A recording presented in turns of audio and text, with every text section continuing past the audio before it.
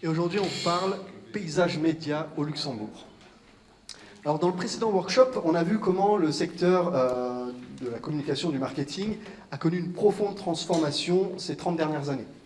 Emploi, nouvelles technologies, démographie, création d'entreprises, absolument tous les secteurs ont connu une forte croissance.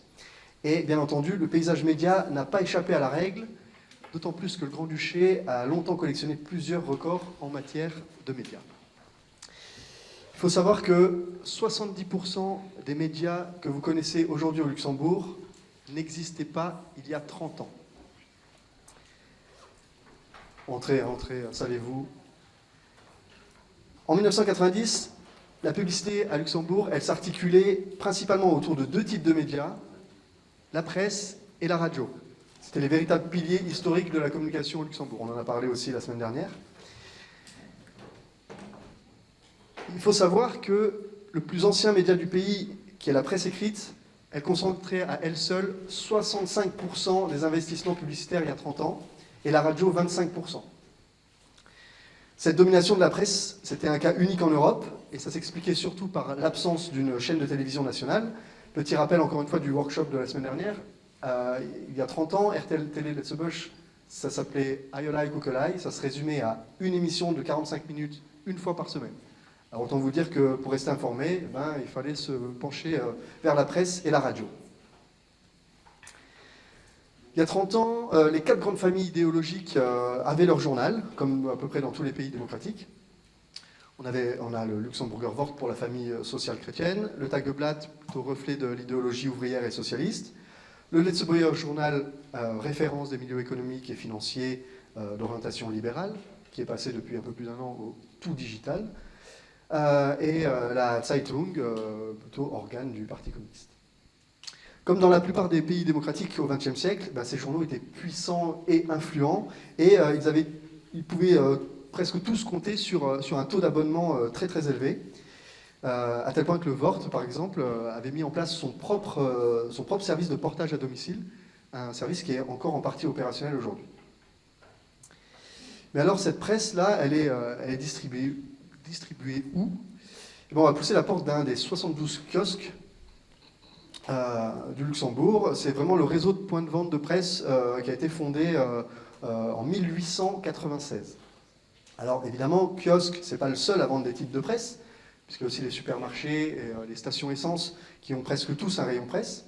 Mais l'offre de kiosque, c'est sans nul doute la plus complète, et elle constitue un véritable reflet du caractère multiculturel du Luxembourg d'aujourd'hui.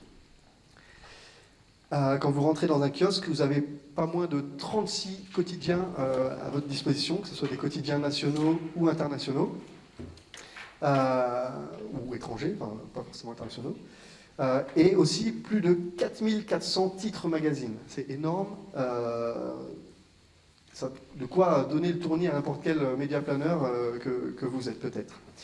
Alors comment s'y retrouver dans cette jungle de papier?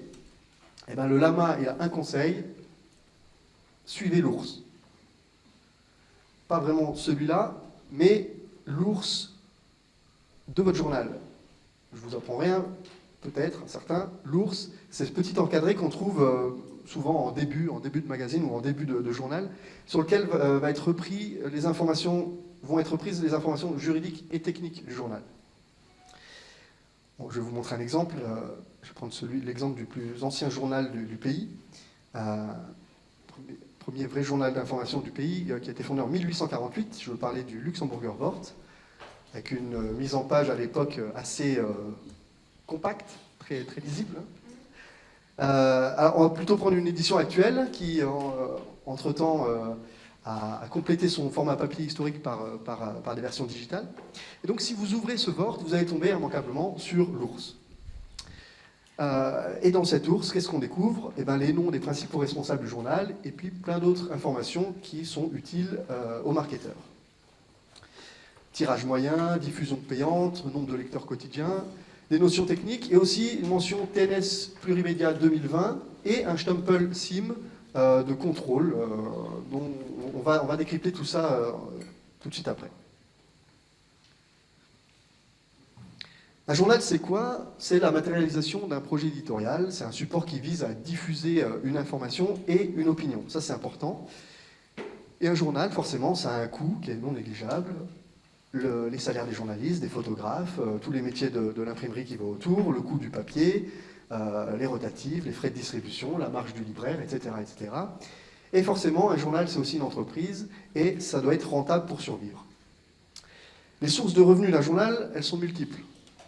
Il y a des abonnements, il y a les ventes au numéro, il y a la publicité, les petites annonces, ça on le sait. Et malheureusement, tout ça, ça ne suffit pas à couvrir tous les frais qu'on a cités juste avant. Et si un journal ne fonctionnait qu'avec ses seules rentrées financières, eh bien, le prix de vente, il devrait être multiplié par 5, voire 10, pour que ça continue à être rentable. Donc ce serait inabordable pour les lecteurs, hein, c'est sûr, et ce serait forcément un danger pour la libre expression démocratique. C'est pourquoi, dans un pays démocratique comme le nôtre, il y a ce qu'on appelle l'aide à la presse. C'est une sorte de garant de cette pluralité d'opinions. L'aide à la presse, pour ceux qui ne savent pas, c'est une subvention étatique qui doit permettre aux éditeurs de jamais être dans le rouge, finalement.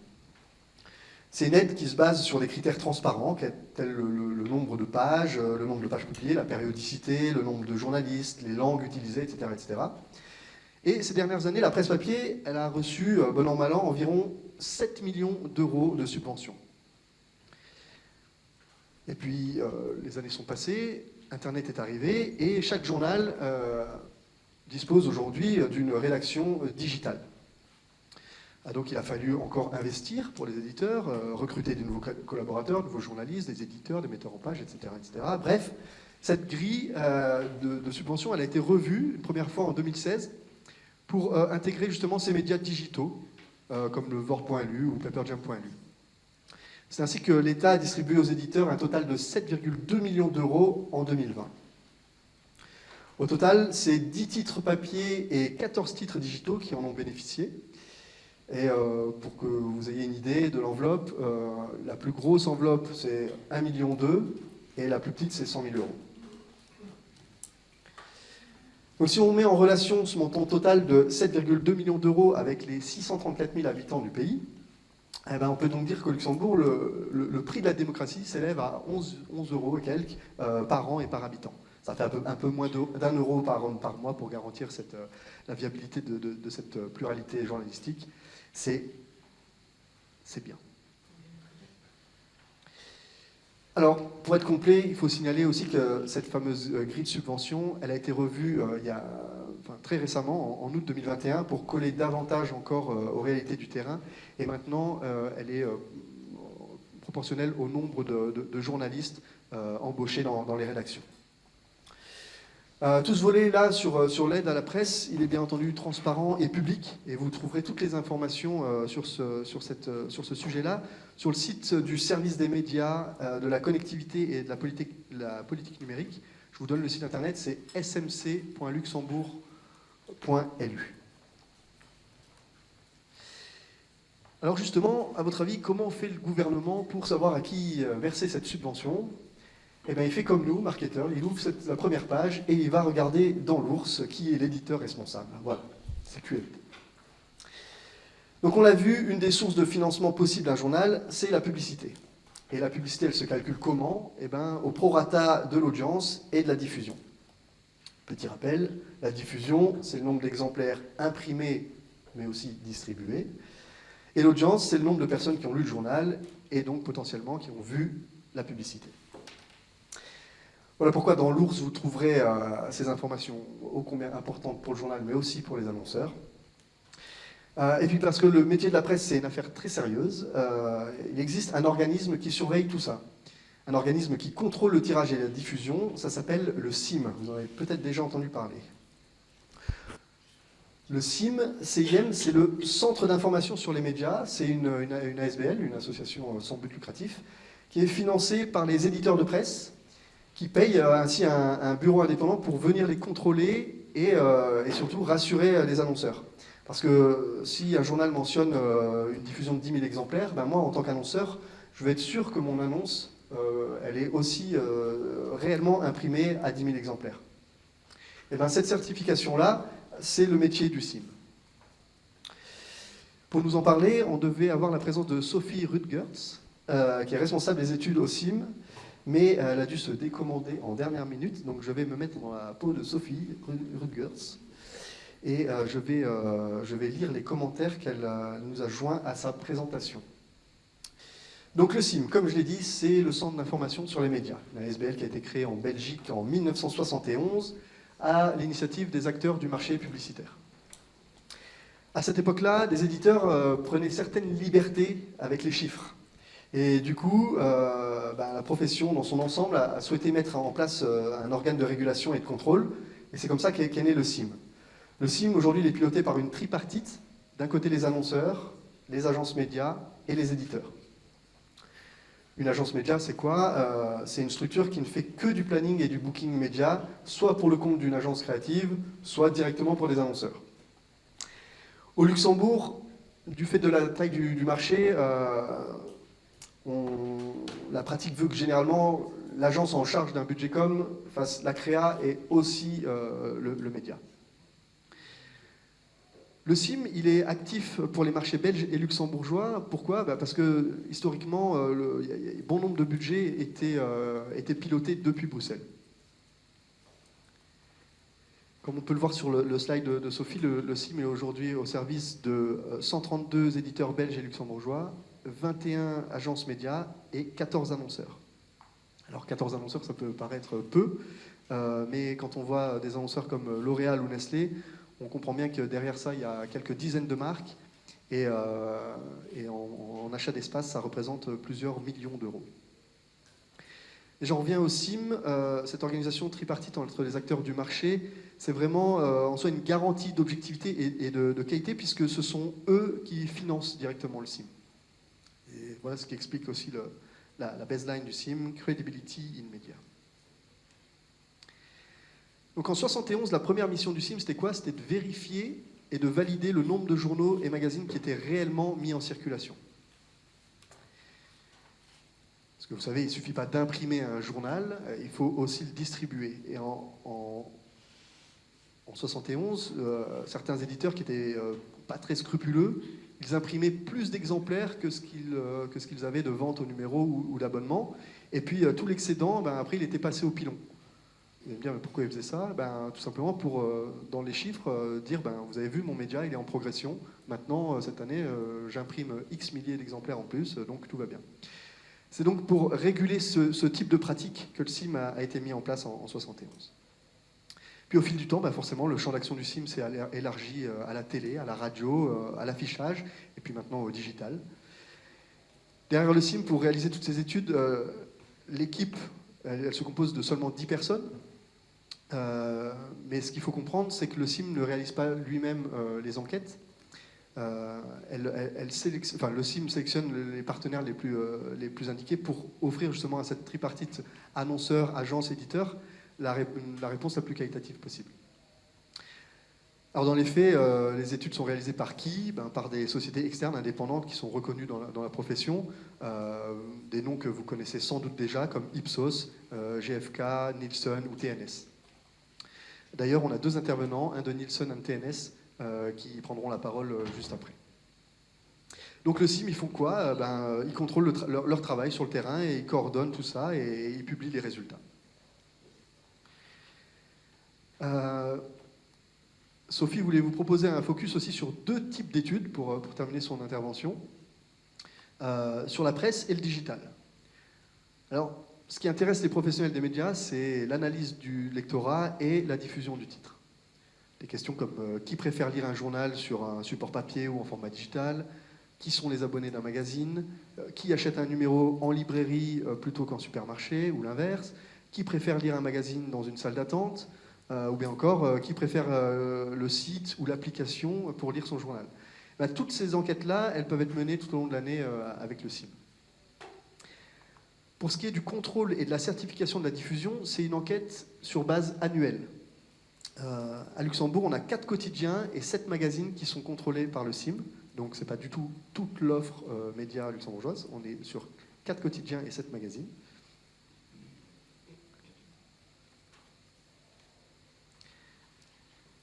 Alors, pour ce qui est du contrôle et de la certification de la diffusion, comment ça se passe? Il y a un double check.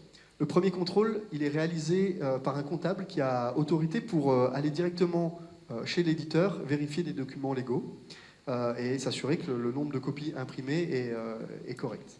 Et puis, le double check, c'est quoi? C'est qu'il y a une déclaration sur l'honneur de l'éditeur. Une fois que cette double vérification elle est validée, eh ben, le journal reçoit ce fameux Stempel SIM pour une durée de 12 mois, il est valable qu'un an, et voilà, l'enquête est refaite tous les 12 mois. Donc c'est ce fameux label que vous avez découvert dans l'ours tout à l'heure.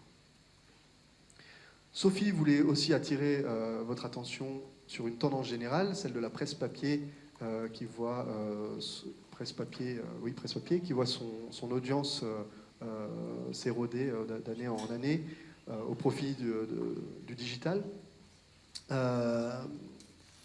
Quelques chiffres, à Luxembourg, on distribuait chaque jour en 2011, donc un peu plus de 10 ans, 189 000 exemplaires de la presse quotidienne.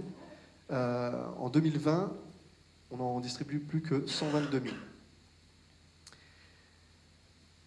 Bon, bien sûr, ces chiffres-là sont à pondérer parce qu'il y a eu aussi l'effet Covid et confinement.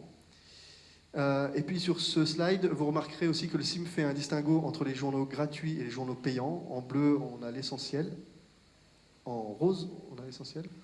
Et en bleu, c'est bien, on a inversé les couleurs entre ma presse et ce qui est affiché. Donc, en rose, on a l'essentiel, et en bleu, on a les autres quotidiens du pays payants. Donc, comme je vous le disais tout à l'heure, le SIM, il est aussi compétent pour mesurer les sites internet et applications.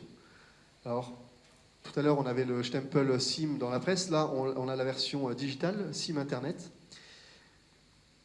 Au total, sur le marché luxembourgeois, le SIM mesure 14 sites et apps. Je dis 14 sites et apps parce que, pour l'instant, ils ne font pas le distinguo, ils n'arrivent pas à distinguer le site d'un journal de son application. Mais bientôt, un nouvel outil de reporting sera lancé pour séparer ces deux médias. Alors, le contrôle des sites et des apps, comment ça fonctionne? Eh bien, contrairement au papier, ici, ce n'est pas du déclaratif, comme je vous l'ai expliqué jusque-là, mais c'est du mesuré. Chaque site ou application qui désire être certifié par le SIM doit installer un script qui s'appelle Gemius. C'est le même script pour tout le monde, et c'est ce script-là qui va collecter les données et les infos pour le SIM. Un peu comme un Google Analytics, mais dédié aussi. Alors, quelques chiffres sur l'évolution des tendances digitales. Ça, c'est intéressant. Alors, ce n'est pas des chiffres pour le Luxembourg, c'est des chiffres belges, mais qui sont assez proches de la réalité luxembourgeoise. Qu'est-ce qu'on voit dans ces deux courbes qui se croisent? On voit que la tendance entamée depuis plusieurs années, elle s'est accélérée durant le Covid. Le Covid, c'était là. Aujourd'hui, la majorité de l'activité digitale se fait avec un smartphone. C'est la courbe rose. Depuis 2018, ici où les courbes se croisent, depuis 2018, le smartphone est passé devant le PC. Et puis là, on voit très clairement que pendant le confinement, il n'y avait plus personne au bureau, plus personne n'était derrière son laptop, et tout le monde était sur son portable. Et je suis sûr que vous vous reconnaissez là-dedans. Alors, concernant l'évolution du nombre de pages vues, on pourrait a priori constater une différence entre la Belgique et le Luxembourg, mais il convient ici aussi de pondérer l'analyse en fonction de la composition du panel des sites et apps qui sont mesurés. Parce qu'en Belgique, on recense, le SIM, quand je dis on, le SIM recense 112 sites contre 14 au Luxembourg. Et en Belgique, les sites d'information, ceux où on regarde le plus de pages, ils ne représentent que 25% de tous les sites mesurés. Alors qu'au Luxembourg, eh ben, ces sites d'information, c'est 70% de l'ensemble des sites mesurés. Donc c'est normal que les chiffres montrent que l'internaute du Luxembourg est un peu plus assidu que le Belge. Si on se penche à présent sur le temps total passé derrière les écrans, le Luxembourg, il suit aussi de près la tendance belge. Et vous noterez qu'avec 14 sites et apps mesurés, Luxembourg comptabilise déjà plus de 43 millions d'heures de connexion. 43 millions d'heures, ça ne parle pas beaucoup, mais si je vous dis ça fait 5000 jours 24 heures sur 24, ça parle un peu plus. Encore une fois, c'est juste pour 14 sites, hein, il y en a d'autres. Alors, pour terminer sa présentation, Sophie voulais vous renvoyer vers le site du CIM pour en savoir plus sur toutes leurs études. Et les plus curieux d'entre vous pourront aller sur leur site trouver des résultats publics qui concernent aussi Luxembourg. Mais il faut savoir que la plus grande partie de toutes ces données, elle est bien entendu réservée aux clients et aux souscripteurs du CIM. Voilà. Et je pense que Sophie voulait vous dire merci aussi. Voilà pour la présentation de Sophie. Je crois que je reviens dans ma peau de Jérôme Redoni. Alors il y a un deuxième outil qui est à votre disposition pour connaître les audiences et les performances des médias au Luxembourg. C'est l'étude TNS-ILRES Plurimédia. J'imagine que vous en avez déjà entendu parler. 2 fois par an, l'Institut de sondage TNS-ILRES sonde un échantillon représentatif des résidents du pays afin de connaître leur consommation des médias au Luxembourg. Alors, pour vous donner des explications précises sur le mode de fonctionnement de cette étude, on a la chance d'avoir Thomas Crépon de l'Institut TNS-ILRES et je vais lui céder la parole. Merci Jérôme. Ok, bon, tout le monde entend bien ? Donc bonjour à toutes et tous, je suis ravi d'être parmi vous pour cette session. Donc on a entendu en fait effectivement Jérôme nous exposer comment fonctionnait le CIM. Le CIM par ailleurs en fait se charge aussi des études d'audience en ce qui concerne la Belgique. Les études d'audience, nous en fait on les réalise en fait pour le Luxembourg en tant que TNS-ILRES. Donc l'étude en fait sous la forme qu'on va vous présenter. Alors bien sûr elle a évolué au travers du temps, mais on la réalise en fait dans le périmètre en fait, tel qu'il a été défini depuis 2005, donc ça fait en fait maintenant 17 ans en fait, qu'on réalise cette étude. On a vu que le CIM pouvait informer en fait, effectivement du nombre de parutions, donc le nombre d'exemplaires en fait, qui sont tirés. Pour autant, ça ne nous donne pas en fait, finalement l'information autour de l'audience. L'audience, en fait, c'est savoir finalement combien de personnes ont été en contact avec un titre ou un support, et d'être en mesure de le qualifier également, c'est-à-dire de connaître en fait, le profil de cette audience pour être en mesure d'alimenter les plans de communication. Donc c'est à ça en fait, finalement que va servir les études d'audience, et on va rentrer un petit peu plus en fait, dans le détail de leur fonctionnement respectif. Je vais passer juste oui, il y avait une petite slide sur voilà, donc qui on est en fait, nous, TNS-ILRES. Donc on est une société en fait, d'études et de sondage d'opinion qui a été fondée en 1978. Donc on a plus de 40 ans d'existence en fait, sur le territoire luxembourgeois. On fait partie du groupe Kantar, dont on a déjà entendu parler par Jérôme, qui est leader mondial en fait, des études de marché qui est présent dans plus de 80 pays. Ce qui veut dire également que pour la mesure d'audience, vu que c'est quelque chose d'extrêmement spécifique, ça a été mis en place aussi avec nos collègues de Kantar Belgium, donc compte tenu des proximités qu'il peut y avoir entre la Belgique et le Luxembourg, et donc quelque part nos collègues de Kantar Belgium qui sont aussi en fait membres du CIM, donc encore une fois la boucle est bouclée. On est là sur une intervention qui est vraiment spécifique par rapport à notre savoir-faire qui est beaucoup plus générique que ça. Nous globalement en fait on est vraiment dans le conseil et l'accompagnement en fait, des clients par rapport à des analyses, la plupart du temps basées sur des études de marché et des recommandations qui se veulent opérationnelles. Et notre unicité, ça va être vraiment de combiner en fait, notre connaissance des marchés à la fois luxembourgeois et frontaliers, d'avoir accès à un certain nombre de méthodologies et de technologies de pointe dans la réalisation en fait, des études ou dans l'analyse en fait, des données. Pour ça, forcément, c'est un métier de conseil et d'homme, donc on va recourir en fait, à des collaborateurs qu'on veut le plus inspirant possible, et aussi en fait dans des logiques de partenariat, notamment en fait avec Media Oils, dans le cadre de différentes démarches, en tant que collaborateur pour l'étude d'audience, mais également en fait par rapport à des initiatives comme Top Brands dont vous avez peut-être entendu parler. Donc voilà un peu pour la présentation globale en fait, de l'entreprise. Maintenant, si je passe à proprement parler sur la mesure d'audience. Donc la mesure d'audience, en fait, elle a été créée notamment en 2005 sous un format unique pour éviter qu'un média cherche à avoir une mesure d'audience avec une méthodologie spécifique, un autre média, parce que c'est quand même propre aux médias de devoir démontrer en fait, la performance de leur titre, une autre méthodologie, et au final, chacun en fait, arrive avec des chiffres qui sont potentiellement différents, et le marché n'arrive pas à s'y retrouver. Donc ça, c'était la situation en fait, qui s'est déroulée notamment, on va dire, avant 2005, au moment où tout le monde en fait, s'est dit, on va se mettre autour d'une table, on va faire une mesure d'audience en fait, qui est unique sur le marché luxembourgeois et qui nous permet en fait, finalement de renseigner le marché autour de plusieurs indicateurs. Le premier, en fait, c'est la performance des titres. Donc, on est dans une méthodologie qui va permettre en fait, d'indiquer quelle est la performance, que ce soit en fait, des journaux, des magazines, des chaînes de télévision, des stations de radio, des sites internet. Donc ça, c'est le premier élément. En tant que tel, d'avoir un indicateur qui nous permet de nous renseigner sur la puissance des différents titres.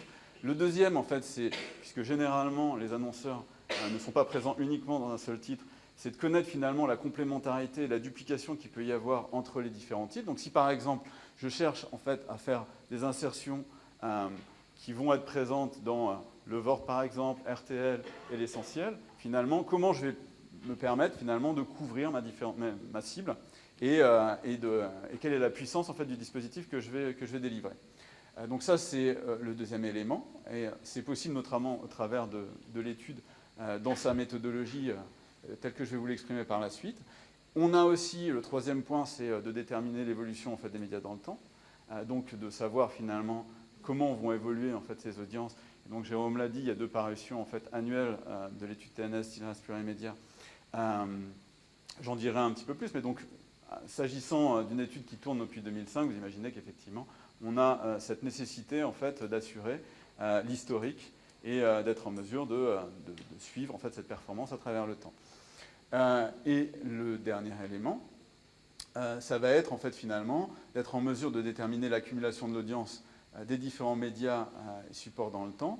Donc de même, on a un indicateur qui va nous donner en fait par exemple quel est le nombre de personnes qu'on va toucher lorsqu'on va faire une insertion en fait, dans le VORT ou lorsqu'on va faire de la publicité sur RTL, par exemple. Et pour autant, en fait, encore une fois, c'est intéressant pour les médias planeurs, pour tous ceux qui vont en fait, finalement faire les plans médias, de connaître comment on construit, quelle est la puissance du dispositif, comment on va faire augmenter en fait, sa couverture, donc le nombre de personnes qu'on va réussir à toucher au travers de son plan média, et avec quel niveau de répétition. Donc tous ces éléments-là sont des éléments en fait, auxquels une mesure d'audience doit être en mesure d'apporter des réponses.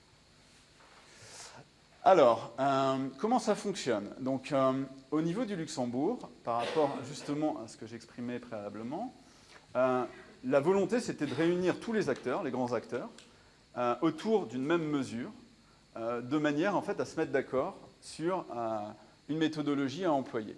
Donc, on a d'un côté, en fait, finalement, les commanditaires de l'étude, qui sont les 3 grandes maisons médias en fait, au Luxembourg. Donc, on a Edith Press, IP Luxembourg, donc qui est la régie publicitaire de RTL, et Media Ois, et le support en fait, du gouvernement luxembourgeois au travers du service des médias, de la connectivité et de la politique numérique. Donc, de même, ça veut dire que vraiment tous les acteurs, enfin les principaux acteurs concernés, sont vraiment mis en fait, ensemble autour de la table pour avoir une mesure la plus robuste possible et mutualiser aussi l'investissement que ça représente.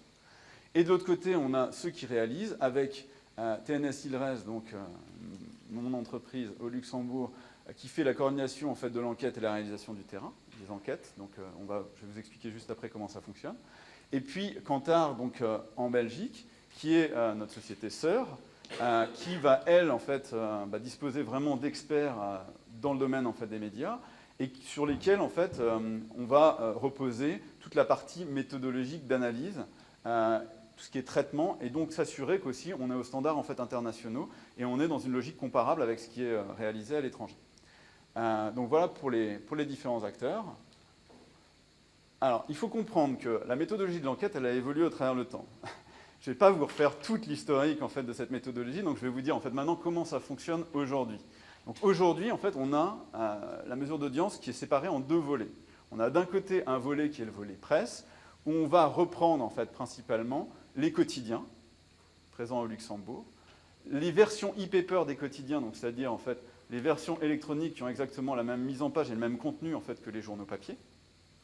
On va retrouver les hebdomadaires à l'exhaustif en fait, qui sont présents au Luxembourg, les hebdomadaires luxembourgeois. Et là, on parle aussi, en fait, quand je parle de quotidiens, c'est des quotidiens luxembourgeois, les hebdomadaires luxembourgeois.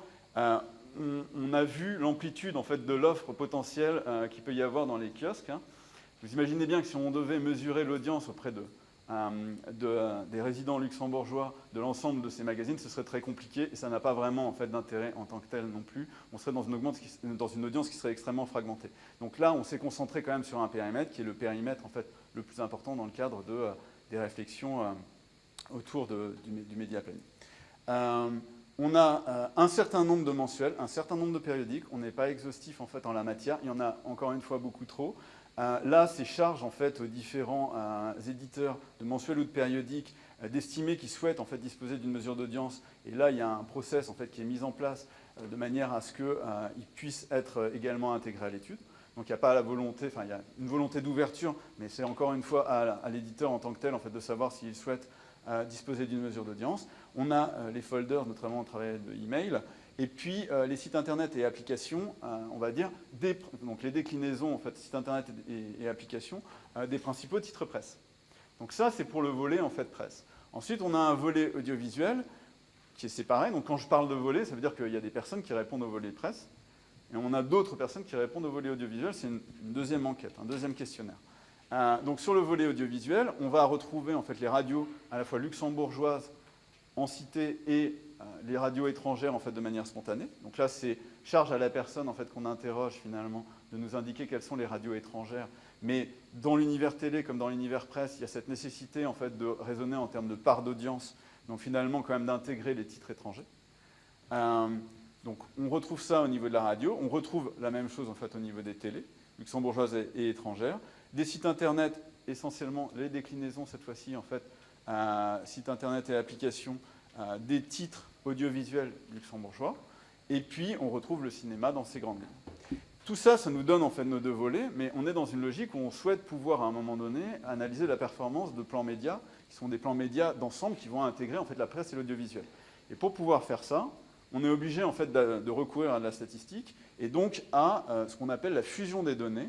Donc on a deux enquêtes, on a des questions qui nous permettent de rapprocher des individus d'une enquête sur l'autre.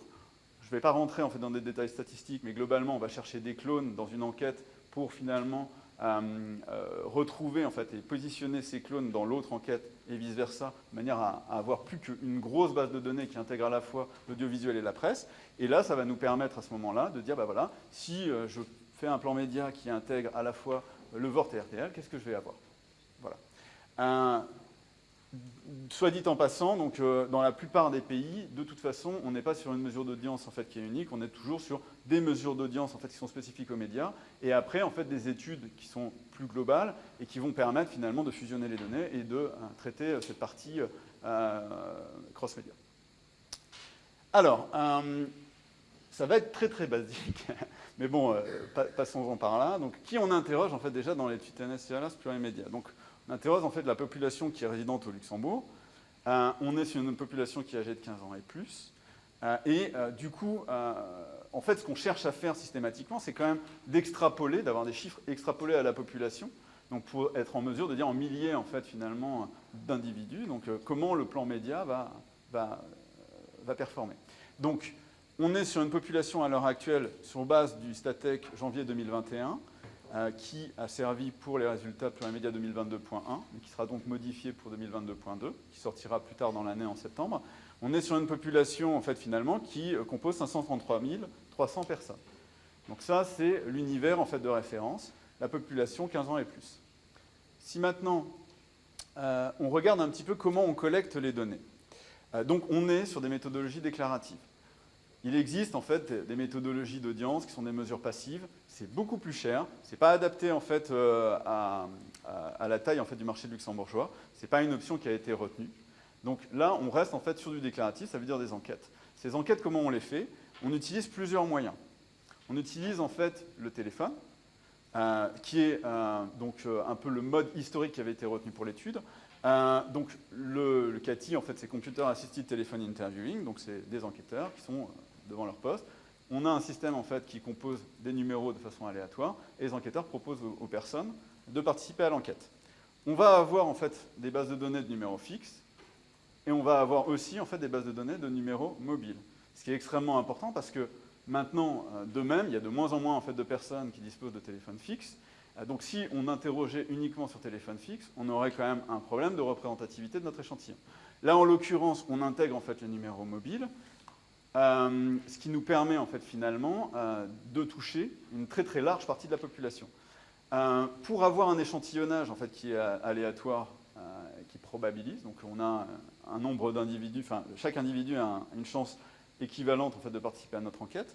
Finalement, on va tirer aléatoirement les numéros fixes et interroger, donc demander à la personne en fait, qu'on a au téléphone qui au sein du foyer est la dernière à avoir fêté son anniversaire pour qu'il y ait un tirage aléatoire au sein du foyer par rapport à la personne qu'on va chercher à interroger.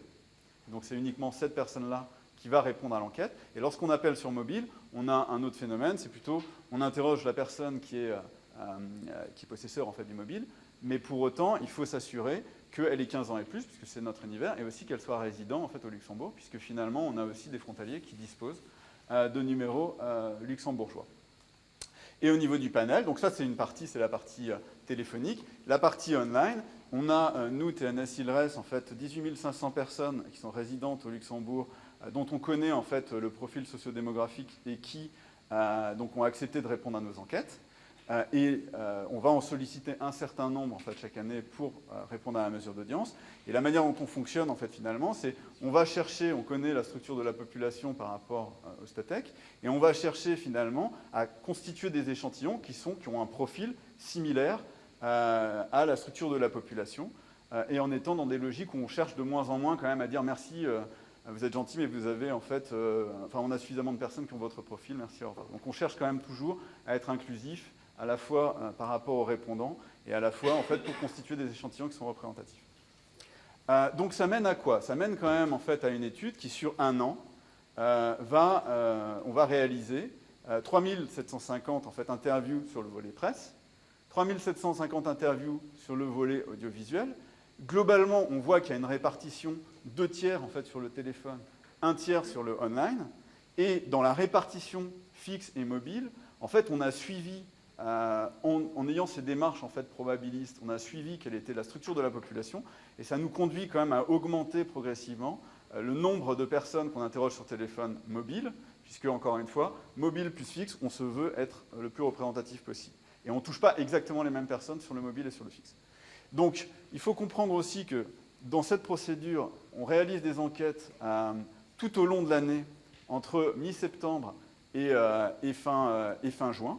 Et tous les jours, quasiment, en fait, on va réaliser un certain nombre d'enquêtes, le tout étant d'avoir une mesure moyenne de l'audience sur l'ensemble des médias. OK. Donc, après, de façon très agrégée, et je ne voulais pas rentrer dans trop de détails sur les résultats d'audience en tant que tels.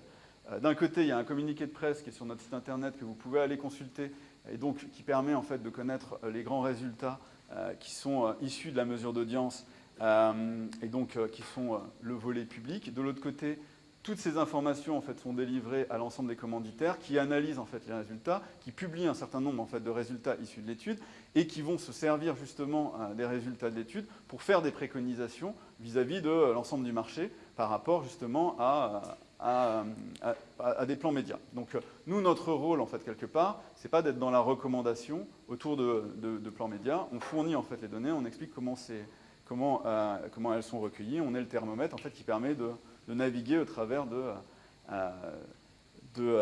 toute cette exposition publicitaire. Plan média.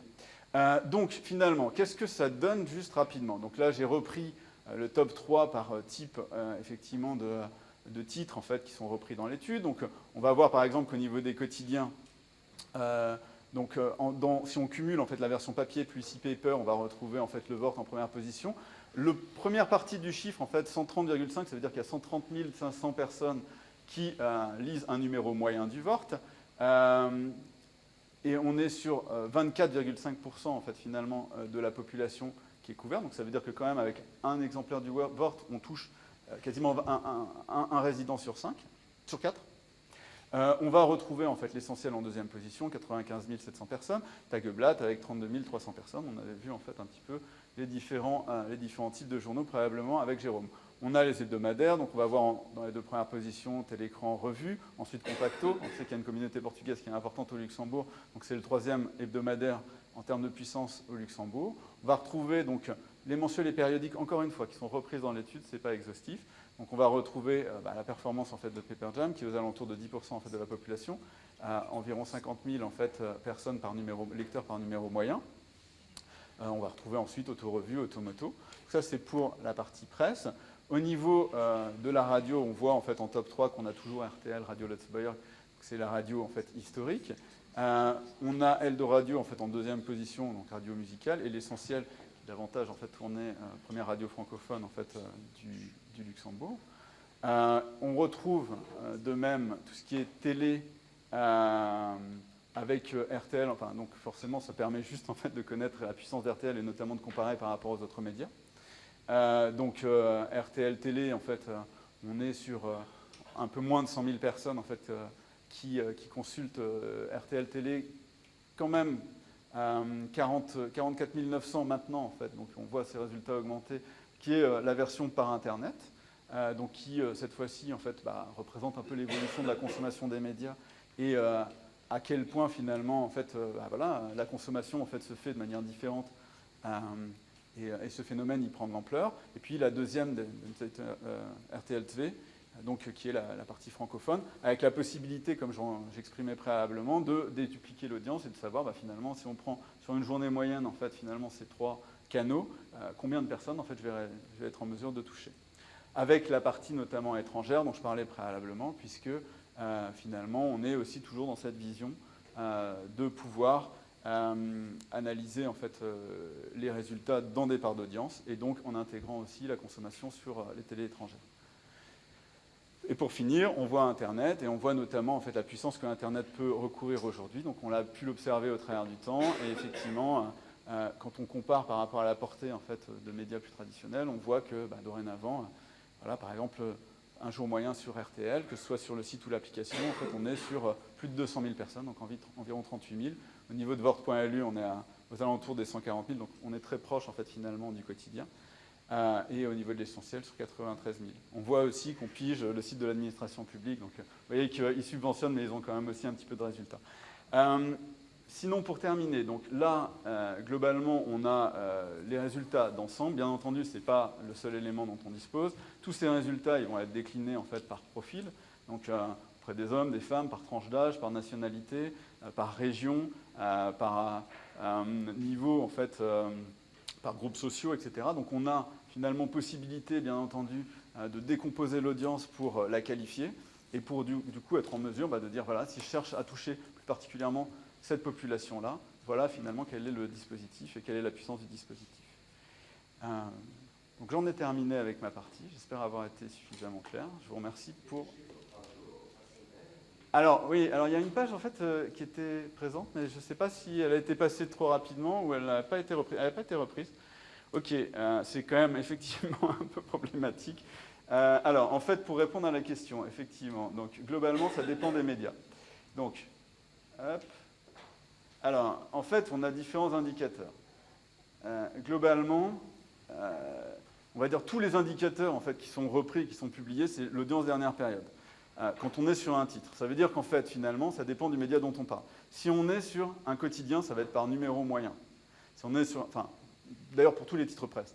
Pour un quotidien, en fait, ça va être par numéro moyen, hebdomadaire également, mais du coup, en considérant en fait une périodicité en fait de 7 jours, etc.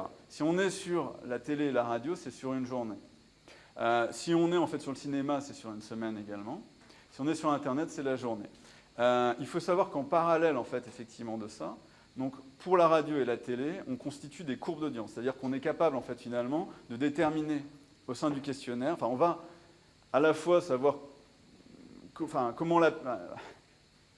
En fait, il y a un processus un peu plus itératif qui est réalisé pour la télé et la radio. On va demander, en fait, quelles sont les chaînes de télé que la personne, en fait, a regardées au cours des derniers mois, à quelle fréquence, en fait, finalement, elle les consulte, et est-ce qu'il les a regardées, en fait, la veille.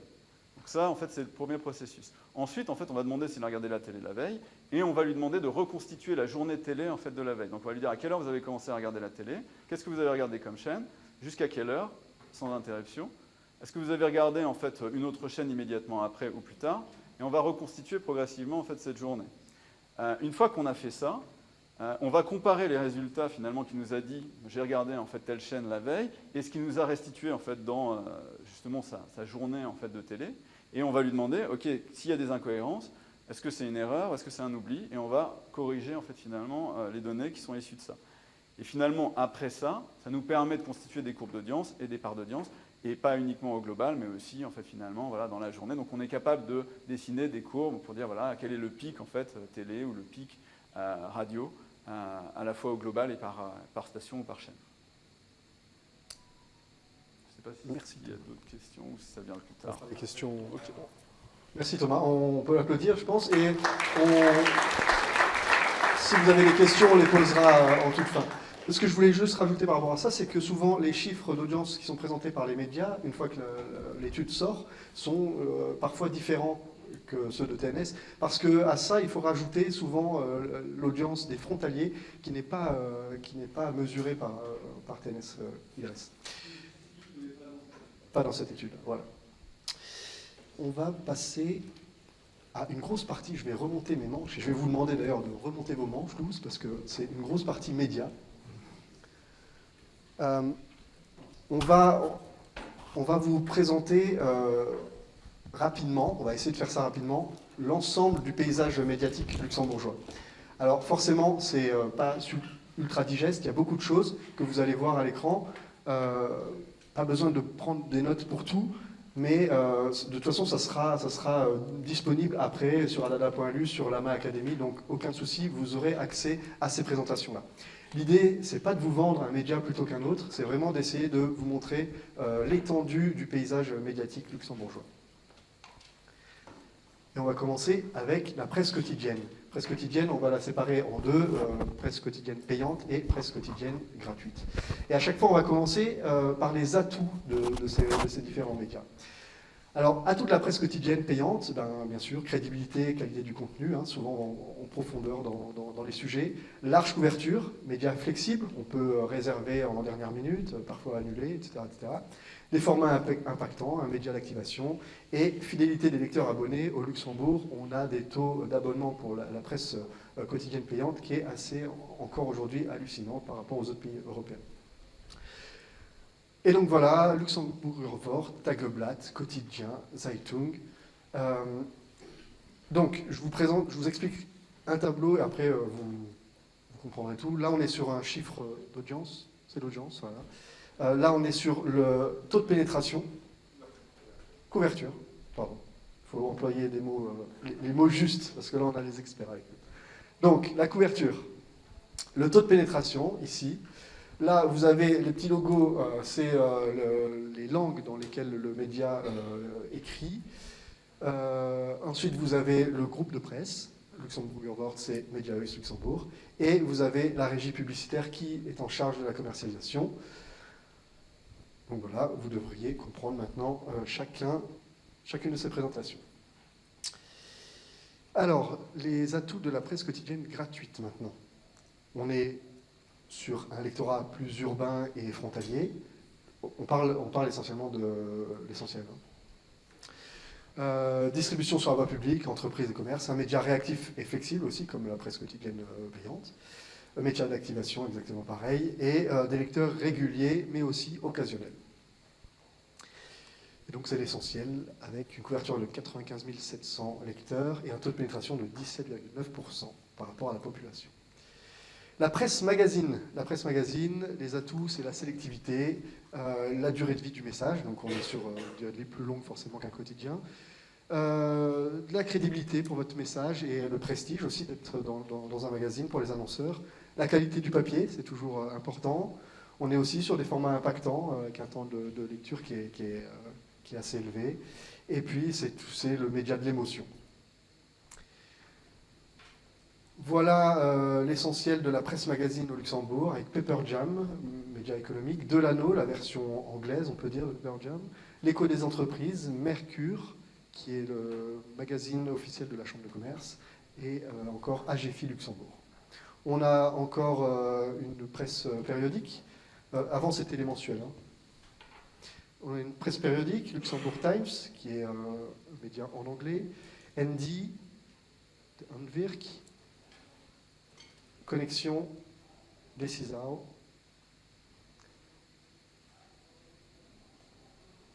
On a encore Juke, Trisurer. Là, on est sur des médias spécialisés, donc avec une thématique.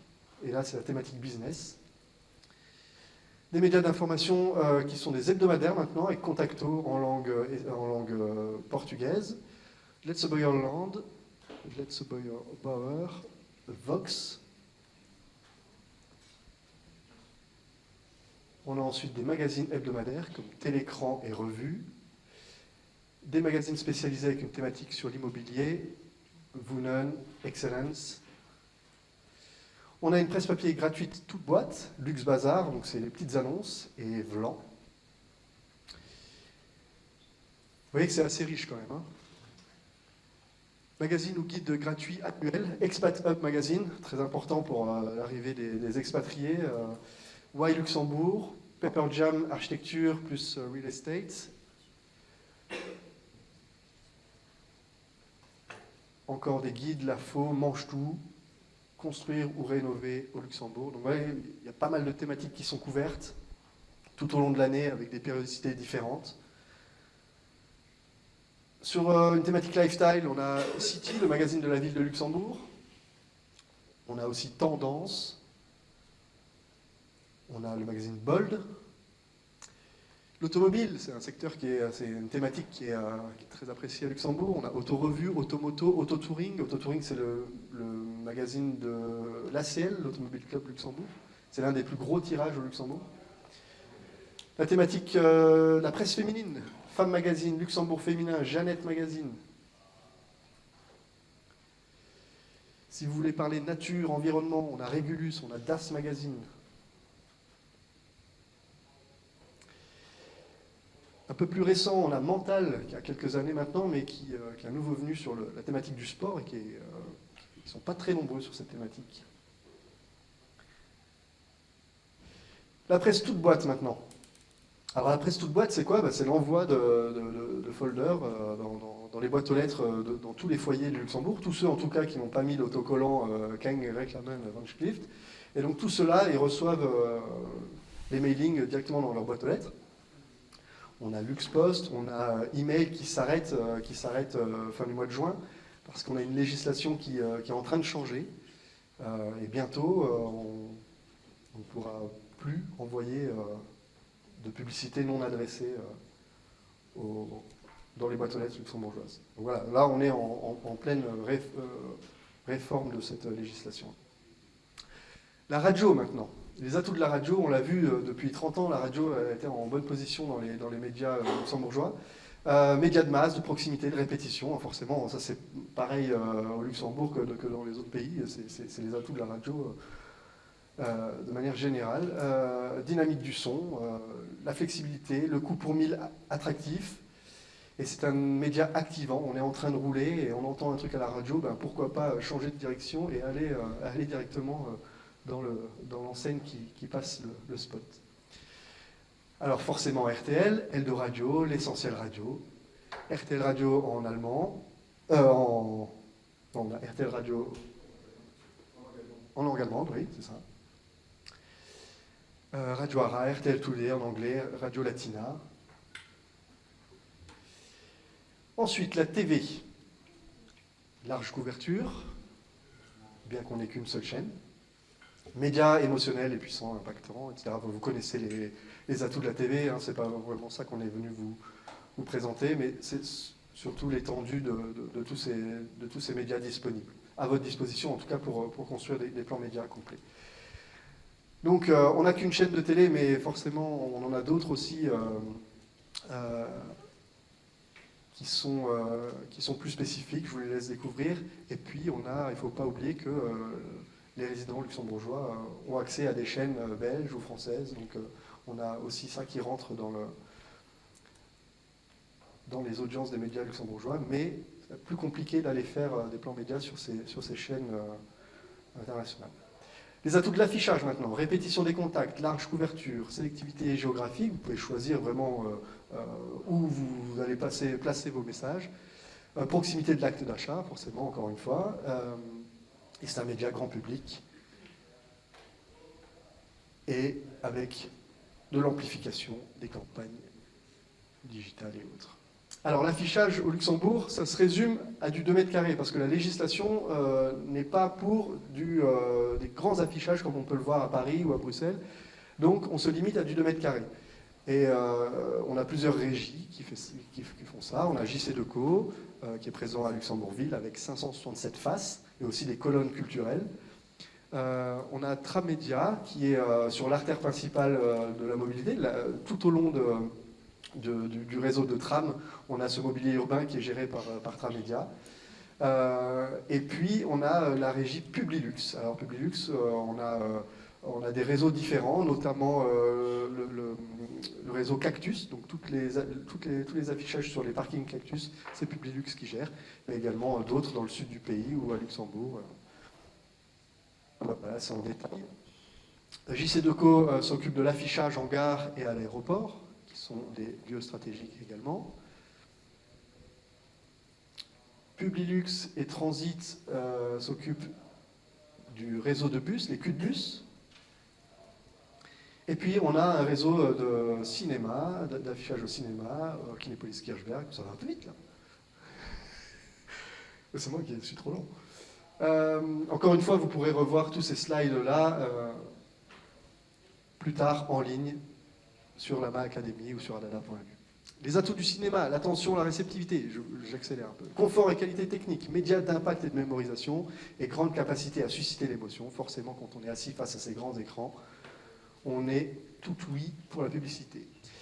Au cinéma, on a Kinépolis, on a Cinexdor et on a Caramba Cinéma, c'est l'offre cinématographique du Luxembourg. Les atouts du digital maintenant, ouais, voilà, médias dynamiques, vous le savez, convergence des médias vers Internet, puisqu'on va se retrouver forcément à un moment donné sur Internet avant de passer à l'acte d'achat ou prise de décision. Médias personnels et impliquants, on est seul devant son écran.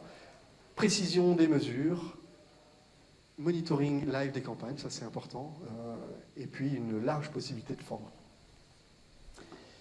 On retrouve les sites d'RTL, de l'Essentiel, du Vort, en français, en allemand, en luxembourgeois. Atom.lu aussi, qui n'est pas un média d'information, mais qui est un site qui est très très consulté au Luxembourg. Et Papergen, média économique, encore une fois. On a encore Eldoradio, Luxauto, après avoir choisi sa maison, on va choisir sa voiture, ou l'inverse.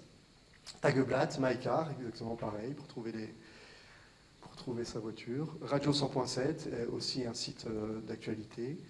Contacto également. Et le quotidien a sa version forcément digitale. Vortimo.lu, sur le même secteur que la même thématique qu'Atom. Let's Boyer Journal, bien sûr disponible. Alors maintenant, uniquement en ligne. Ils ont fait le switch, ils sont passés 100% digital depuis un peu plus d'un an.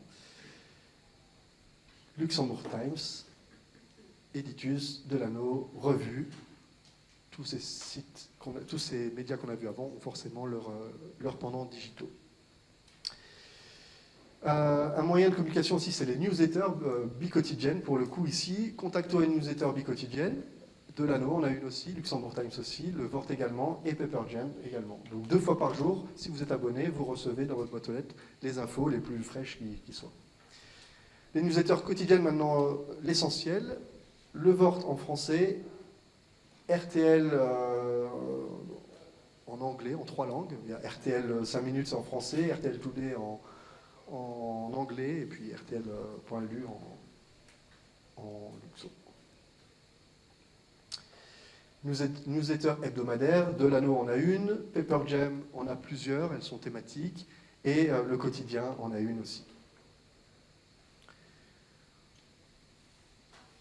Voilà, on a des newsletters qui paraissent un peu moins souvent encore sur d'autres thématiques chez Delano et chez Paperjam. Et voilà, on a fini. J'avais peur pour ce passage-là, parce que... Bon, en tout cas, ce que vous devez retenir, c'est que un plan média, c'est pas comme il y a 30 ans. Aujourd'hui, c'est pas la presse et la radio, il y a beaucoup plus de choses, il y a du choix. Donc, allez-y, penchez-vous dans les spécificités de chacun de ces médias que vous allez retrouver encore une fois en ligne plus tard. Donc, maintenant, on va passer à un troisième outil. Pour parler de ce troisième outil, on a un troisième invité. Ce troisième outil, c'est la pige publicitaire. La pige publicitaire, c'est un outil indispensable pour connaître le marché et ses concurrents. Savoir, avec des chiffres à l'appui, Si dans votre secteur d'activité, on investit plus en radio qu'en presse quotidienne, eh ben, ça peut s'avérer capital au moment d'élaborer votre plan de com. À Luxembourg, la pige, c'est Nielsen qui s'en charge. Et pour nous en parler, on a la présence de Mathieu Legrand avec nous et je lui cède la parole. Merci. Est-ce que vous m'entendez bien au fond? Tout le monde m'entend? Ok. Bon, merci. Bon, d'abord, je vais commencer par me présenter. Donc, je travaille depuis 10 ans sur la pige publicitaire au Luxembourg et depuis 15 ans sur la pige en Belgique pour le compte de la société Nielsen qui s'appelait pour les plus anciens Mediaxim dans le passé, mais c'est la même boîte qui a été rachetée par Nielsen il y a 8 ans. Donc, on va commencer par introduire cette pige publicitaire en bref. Je peux passer au slide suivant. Alors, c'est quoi la pige publicitaire? Évidemment, c'est le recensement de toute l'activité publicitaire au Luxembourg. On vient de voir la liste des différents médias dans la présentation précédente. On le voit ici sur le périmètre. On couvre exactement le même périmètre. On est exhaustif sur cette couverture. Presse, radio, TV, affichage. Digital, on en reparlera un petit peu plus tout à l'heure parce que là, on verra que sur le digital, on n'est pas exhaustif. Le digital, c'est extrêmement large. On en couvre une partie, on ne couvre pas l'exhaustivité. Les folders, le cinéma.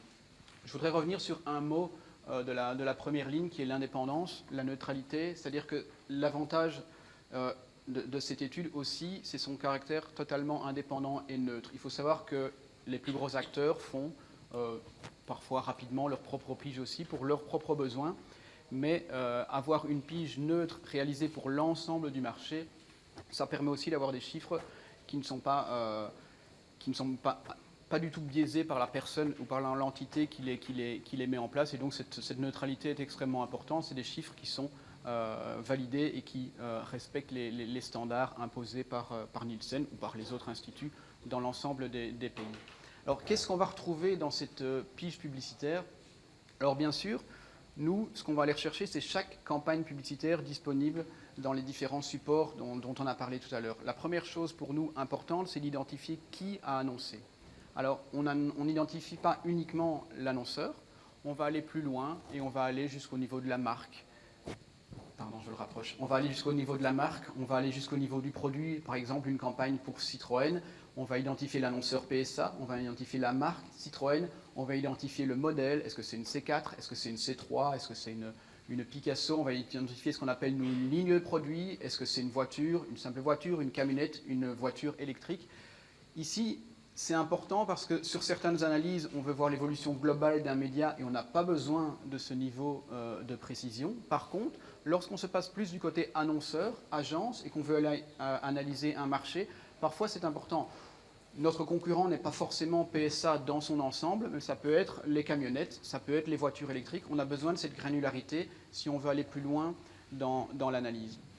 Au niveau de ce qu'on identifie également, il y a bien sûr où est-ce que la publicité a été présente. Et là, on ne va pas revenir sur l'ensemble des titres dont on a parlé tout à l'heure, mais on a l'information du titre.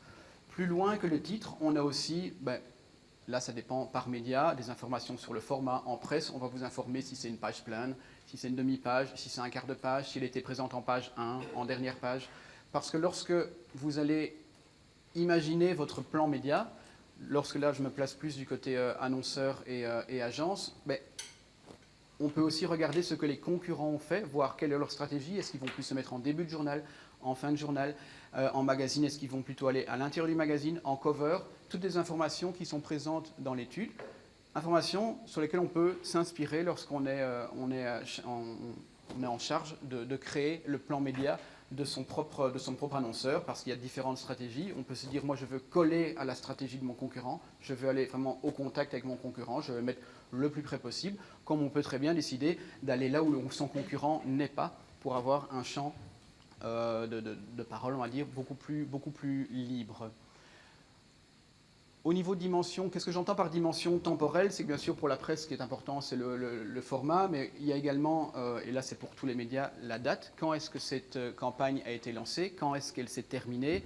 Mais également sur des médias particuliers comme la TV ou la radio, on peut savoir à quelle heure la campagne est passée et la durée du spot. Donc est-ce que je suis un annonceur qui va plutôt aller se mettre en prime time, un annonceur qui va plutôt aller se mettre en matinée? C'est toutes des informations qui sont disponibles dans l'étude et qui servent lorsqu'on va aller analyser les plans médias de ses annonceurs ou de ses concurrents. Alors, toute cette pige, bien sûr, est associée à une notion d'investissement. Ce qui est important ici dans l'étude, c'est que cet investissement est un investissement brut. Pourquoi brut par rapport au net? C'est parce que nous, on se base sur les grilles tarifaires officielles publiées par les différents médias. C'est une obligation, ils doivent les publier sur leur site, et c'est la base de cette étude. Bien sûr, vous le savez, derrière, certains médias peuvent octroyer des discounts, des remises en fonction du volume de publicité qui a été acheté, mais cette étude se base sur une valorisation brute, et ce qui a l'avantage, c'est que du coup, la règle appliquée est exactement la même pour l'ensemble des médias. Alors maintenant, ce qui est plus intéressant, et on parlera un petit peu tout à l'heure de la manière dont sont créées ces données, mais maintenant, je voulais parler de la manière dont on peut les utiliser. Alors je distinguais d'abord, on va parler de l'éditeur et la régie, on parlera ensuite de l'annonceur et de l'agence. Première utilisation, une manière très globale, c'est de savoir comment se porte le marché des médias au Luxembourg. L'étude existe depuis plus de 15 ans et on sait voir l'évolution des investissements par média au Luxembourg. On le verra plus tard, j'y reviendrai plus en détail, mais on parlait tout à l'heure que le Luxembourg était historiquement un média essentiellement presse et radio. On peut voir que maintenant les choses ont progressivement évolué et que d'autres médias sont apparus. Mais ça permet aussi de voir de manière globale, on l'a vu, notamment à la période Covid, la grosse chute dans les investissements publicitaires. On sait voir quel a été l'impact du Covid, mais on sait voir comment l'après-Covid a permis de se relancer. Donc globalement, la pige permet de savoir comment se porte le marché publicitaire. Alors bien sûr, en tant qu'éditeur, ce qui vous intéresse aussi, c'est de savoir comment je me porte par rapport à mes concurrents. Un éditeur connaît parfaitement ses chiffres, il a plus de mal à connaître les chiffres de ses concurrents, et donc c'est via la pige, c'est la pige qu'il va utiliser pour savoir comment il se porte par rapport à sa concurrence. Bien sûr, lorsqu'on connaît une période difficile, si c'est le marché global qui vit une période difficile, comme ça a été le cas pour le Covid, c'est une interprétation différente que si je suis le seul à traverser une période plus difficile. Donc savoir se positionner par rapport à ses concurrents est extrêmement important. Alors, lorsque je travaille dans une régie et que je veux convaincre un annonceur de venir chez moi, lorsque je veux préparer mon speech commercial, c'est important de comprendre ce que fait cet annonceur chez moi, mais aussi ce qu'il fait chez les autres, quelle part il fait chez moi, pour pouvoir, lors des briefings, lors des discussions, avoir des arguments, pouvoir dire, voilà, on sait qu'il y a un budget qui existe, actuellement il n'est pas chez moi, mais cet investissement potentiel existe. C'est important pour cette prospection commerciale de vraiment comprendre, je vais voir mon annonceur, ce qu'il investit chez moi, ce qu'il investit déjà chez les concurrents, que ce soit dans mon propre média, si je suis en presse, mais également dans les autres médias. Et alors évidemment, très très intéressant également dans l'étude, c'est dans un cadre de pure prospection de nouveaux clients, c'est simplement d'avoir accès à une liste d'annonceurs dont on sait qu'ils ont un budget, dont on sait qu'ils font des campagnes, mais qui ne sont pas encore présents dans mon support. Ça va permettre d'aller les contacter en sachant qu'on va aller chercher quelqu'un qui a un budget, qui a annoncé. On peut savoir par exemple, sur base des différents détails qui sont présents dans l'étude, que l'année passée, à cette période de l'année, il a annoncé, pas forcément chez moi, eh bien, je vais le contacter un mois ou deux avant, parce que je sais que bientôt il aura du budget et qu'il est probable qu'il soit de nouveau présent, je peux le contacter. Ici, c'est vraiment un but de pure prospection commerciale.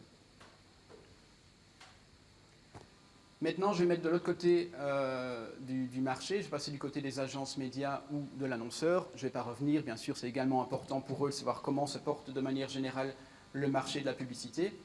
Mais ce qui est important pour l'agence ou l'annonceur directement, s'il a une équipe marketing qui s'occupe elle-même des campagnes, c'est de savoir, bien sûr, l'annonceur, l'agence, c'est de nouveau exactement où a investi son propre client, ses clients, mais ce qui est intéressant, c'est de savoir où ont investi les concurrents de mes clients. De nouveau, parce qu'il y a plusieurs stratégies possibles, soit parce que je veux aller me mettre là où mon concurrent se trouve, ou inversement, si je veux éviter mon concurrent. Ça permet aussi de pouvoir savoir rapidement si un concurrent investit massivement ou désinvestit, ou savoir si un concurrent lance un nouveau produit, lance une nouvelle campagne. C'est extrêmement important lorsqu'on travaille en agence ou dans la structure marketing de l'annonceur pour pouvoir éventuellement réagir. De nouveau, je suis actif dans un secteur en particulier et je peux grâce à notre étude, réaliser une sorte de veille pour savoir être alerté le plus rapidement possible si un nouvel acteur apparaît dans le secteur. C'est-à-dire qu'il y a des acteurs où il y a des secteurs où les grands acteurs sont relativement figés, il y a des secteurs où il y a des petits acteurs qui apparaissent régulièrement, petits acteurs qui peuvent progressivement devenir importants. Eh bien, c'est important de pouvoir les traquer, de pouvoir les surveiller pour pouvoir avertir mon client qu'il y a potentiellement un nouvel acteur sur le marché et qu'il va falloir peut-être réagir, le surveiller. Alors ici, j'ai fait 2 slides pour présenter juste rapidement quelques chiffres. Le premier, on revient un petit peu sur ce qui avait été dit au départ, la part de marché des différents médias. On est bien loin du 65% et 35%, je pense, presse radio, dont on avait parlé tout au début. Maintenant, en 2021, on voit que la presse, qui est encore extrêmement importante au Luxembourg, la presse est vraiment très très puissante par rapport à ce qu'on peut voir sur les marchés voisins. La presse est à 42%. La radio est encore à 20%, mais on voit que toute une série de nouveaux acteurs sont bien sûr arrivés, la télévision, l'affichage, le cinéma, les folders et Internet. Ici, je le nomme Internet volontairement et je ne le nomme pas digital dans son ensemble. Et je voulais faire une petite parenthèse parce qu'actuellement dans l'étude, ce qu'on considère comme Internet, c'est l'activité des acteurs locaux, donc c'est-à-dire les acteurs luxembourgeois dont on a parlé tout à l'heure, qui sont actifs commercialement au Luxembourg. Mais Internet, c'est beaucoup plus large aujourd'hui que les acteurs locaux. Il y a une partie de plus en plus importante qui se dirige vers des acteurs internationaux, que ce soit en search sur Google ou que ce soit en social, sur Facebook, sur Twitter, sur Instagram.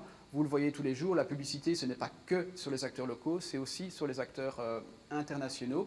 Et actuellement, dans les chiffres officiels de l'étude, ils échappent à la mesure. Alors ce qu'il faut savoir, petite parenthèse à ce sujet-là, c'est qu'avec les acteurs locaux, justement, on travaille actuellement sur une solution qui nous permettrait à terme d'avoir plus d'informations justement sur ce qui se passe chez les acteurs internationaux. Et là, ça ne se base plus, on parlera rapidement méthodologie plus tard, mais l'Internet actuellement est basé sur la déclaration des investissements de la part des régies.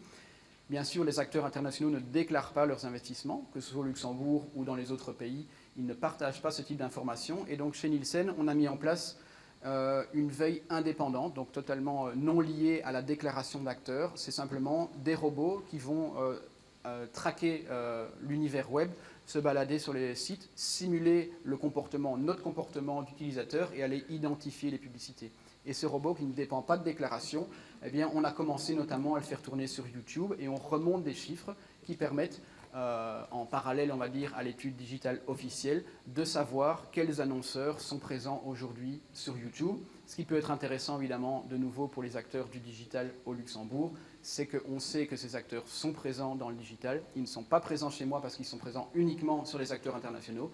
Eh bien, on sait qu'on a un budget, on sait qu'on peut les contacter et que potentiellement, il y a peut-être moyen de réaliser quelque chose. Alors, on le fait aujourd'hui sur YouTube depuis juillet de l'année dernière, donc il y a bientôt 1 an. Et il y a des pistes pour un jour et faire évoluer cette étude également sur les acteurs sociaux comme Facebook, Twitter ou Instagram. On voit ici rapidement, mais vous aurez les slides, que le plus gros annonceur au Luxembourg hors État, c'est Cactus. Et c'est la raison pour laquelle, juste pour vous montrer ce qu'on peut visualiser dans les données de l'étude, bien sûr, je vous ai expliqué tout à l'heure, il y a des informations qui sont beaucoup plus précises, les formats, les dates, les pages, ce genre d'informations. Mais de manière globale, on peut voir par exemple si je veux aller discuter avec Cactus et que je suis une régie, eh bien, je peux avoir une sorte de carte d'identité de son activité au Luxembourg pour parler avec mon interlocuteur en connaissance de cause. C'est-à-dire que ce n'est pas lui qui va aller m'apprendre ce qu'il fait comme publicité, c'est que moi, je me suis préparé avant grâce à ces chiffres et je sais aller lui parler en montrant que je connais son business et que du coup, l'interlocuteur va être beaucoup plus réceptif à notre discours puisqu'on montre qu'on connaît son marché et ses activités. J'en ai pas parlé, mais pour info, la pige sur les médias comme la TV, la presse et la radio fournit également le créatif de la campagne. Et donc, au-delà des chiffres, on peut aussi aller voir campagne par campagne, créatif par créatif, les montants investis et les supports choisis. Maintenant, je vais finir en parlant média par média. Enfin, il y a 4 catégories, vous le verrez rapidement, de la manière dont sont collectées ces données. Alors, il y a 2 grandes catégories de médias. Il y a les médias qui sont ce qu'on appelle les médias déclaratifs, c'est-à-dire ça simplement, c'est les acteurs locaux qui nous fournissent mensuellement les informations. On les traite, on les uniformise et on les publie. Maintenant, pour les médias comme la télévision, radio et la presse, on ne dépend plus de la déclaration des régies, c'est simplement nous, chez Nielsen, qui faisons une pige totalement autonome. Alors si on est sur le cas de la télévision, par exemple, et on va capturer les images, ici dans ce cas d'RTL 24 heures sur 24, 7 jours sur 7, 7 jours sur 7, pardon. Je peux passer au slide suivant, juste parce que c'est pour vous montrer un petit peu comment ça se présente pour nos équipes de pigistes. C'est-à-dire que dans leur logiciel, ils vont voir seconde par seconde ce qu'il se passe sur la chaîne, et ils vont aller manuellement identifier les endroits où commencent les breaks publicitaires, les endroits où se terminent les breaks publicitaires, et aller découper spot par spot. Ensuite, associer le spot à sa marque, son annonceur, son produit.